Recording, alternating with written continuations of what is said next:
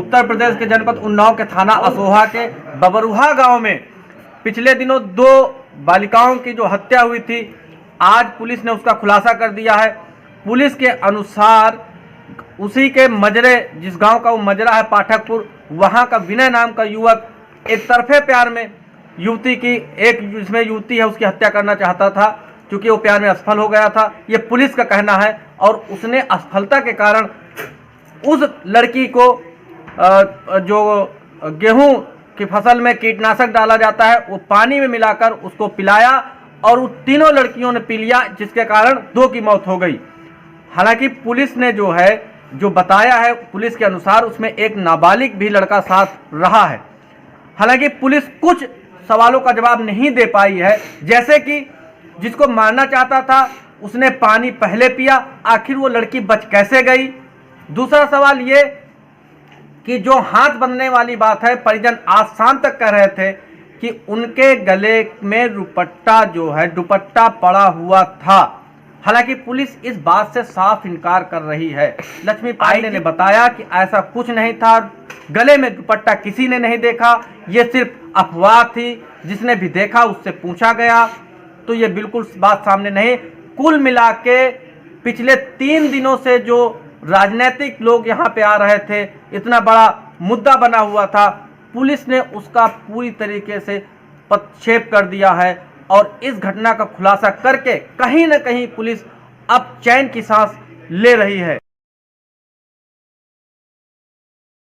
थाना असोहा के गांव बबरुहा में पुलिस को सूचना प्राप्त हुई थी कि 2 बच्चियां संदिग्ध अवस्था में अचेत हुई हैं और एक बच्ची की सांस चल रही है। मौके पर पुलिस ने पहुंचकर उन्हें तत्काल अस्पताल भेजा था और वहां से 2 बच्चियां सीएचसी में ब्रॉड डेड हुई थी। एक बच्ची की सांस चल रही थी, जिसे जिला अस्पताल और बाद में कानपुर के एक अस्पताल में रिफर किया गया। इस घटनाक्रम के परिप्रेक्ष्य में आज प्रातःकाल गांव के एक मुखबिर से सूचना प्राप्त हुई थी कि 2 व्यक्तियों को घटना के दिन, घटना के समय खेतों में से दौड़ते हुए देखा गया था। उस मुखबिर की सूचना के आधार पे 2 व्यक्तियों को पाठकपुरा चौराहे के पास से कस्टडी में लिया गया है।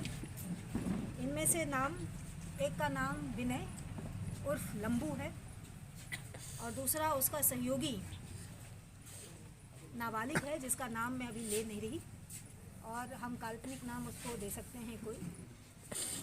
वो भी दोनों ही पाठकपुरा के रहने वाले हैं, जो बबरुहा का बगल का गांव है। विनय उर्फ लंबू का खेत इन बच्चियों के पैतृक खेत से सटा हुआ है और वह नित्य प्रतिदिन इन खेतों पर खेत की रखवाली करने, पानी चढ़ाने, घास निकालने इत्यादि के कामों से आता था। और लॉकडाउन के समय से उसका इन लड़कियों से परिचय हो गया था। कड़ाई से पूछताछ करने के उपरांत विनय के द्वारा पूरे घटनाक्रम का खुलासा किया गया है। उसके द्वारा कन्फेशन किया गया है। उसके कन्फेशन के मुताबिक लॉकडाउन के समय से उसका इनमें से एक बच्ची के साथ अच्छी दोस्ती हो गई थी। तीनों बच्चियां एक साथ खेतों पर अपने काम से जाती थी, चारा काटने के लिए और लकड़ी बटोरने के लिए जाती थी। उसे इनके दिन प्रतिदिन की क्रियाओं के बारे में मालूम था। वो भी उस हिसाब से अपने खेत पर जाता था। खेतों पर ही बैठ के दोनों आपस में बात करते थे। धीरे धीरे विनय को उस बच्ची से प्रेम हो गया और इसका उसने इजहार भी किया। उसने बच्ची से उसका फ़ोन नंबर भी मांगा। लड़की द्वारा अपना फ़ोन नंबर देने से मना कर दिया गया और इससे प्रेम के इजहार को भी नकार दिया गया, जिससे रुष्ट होकर उसने पहले उस पर दबाव डालने की कोशिश की कि वो बार बार प्रपोज़ल देने से संभवतः या चिट्ठी भेजने से संभवतः लड़की स्वीकार कर लेगी। लड़की द्वारा अपना नंबर देने से मना करने के उपरांत ईर्ष्यावश उसके द्वारा ये घटना कारित की गई है। उसके घर में मौजूद खेती के काम में इस्तेमाल होने वाले कीटनाशक को उसके द्वारा पानी की बोतल में मिलाकर रखा गया था। कुछ नमकीन उसने अपने इस सहयोगी नाबालिग लड़की को भेज के मंगवाया था। लड़कियां भी दुकान से उस दिन जो गांव की एक दुकान है वहां से कुछ नमकीन खरीद कर गई थी। इन लोगों ने विनय के खेत के पास में बैठकर नमकीन साथ में खाया, काफ़ी देर गपशप की और उसके बाद विनय ने पानी की उस बोतल को अपनी उस दोस्त लड़की को दिया। लड़की के पीने के बाद उसकी दोनों बहनों ने भी छीनकर वो पानी पिया। विनय ने उनको मना करने की कोशिश की लेकिन लड़कियों ने नहीं माना और तीनों ने उस पानी का सेवन किया। पानी पीने के बाद लड़कियां बेहोश हो गईं और उनके मुंह से झाग आने लगा, जिस पर विनय और उसका साथी परेशान हो गए, पैनिक में आ गए और उसके बाद वो वहाँ से भाग गए। उसको कस्टडी में लेके उसके बयानों की पुष्टि की जा रही है और उसकी निशानदेही पर आगे की तफ्तीश जारी है।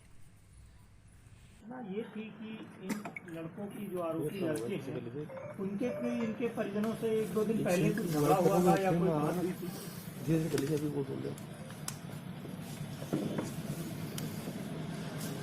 ऐसी सूचना हमें भी प्राप्त हुई है लेकिन इसकी अभी तक तस्दीक नहीं हो पाई है और इस दिशा में भी टीम भेज के सत्यापन कराया जा रहा है।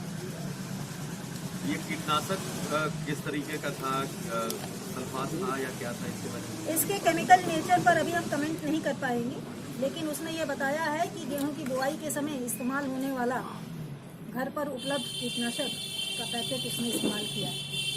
वो मारना सिर्फ एक लड़की को चाहता था और जी दो हाँ। लड़कियों ने पिया है। जी हाँ, मारना वो एक के लिए गया था, इसीलिए उसने 2 बोतल पानी रखा था, एक बाकी के लिए, एक उस लड़की के लिए।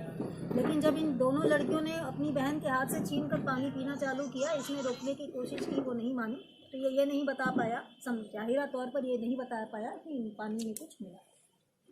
तो एफआईआर में लिखा गया है कि उनके गले के आसपास दुपट्टा बंधा हुआ था, उसका कोई एक्सप्लेनेशन नहीं, इसने इसके कन्फेशन के मुताबिक इसने कुछ भी हाथ पैर नहीं बांधा था।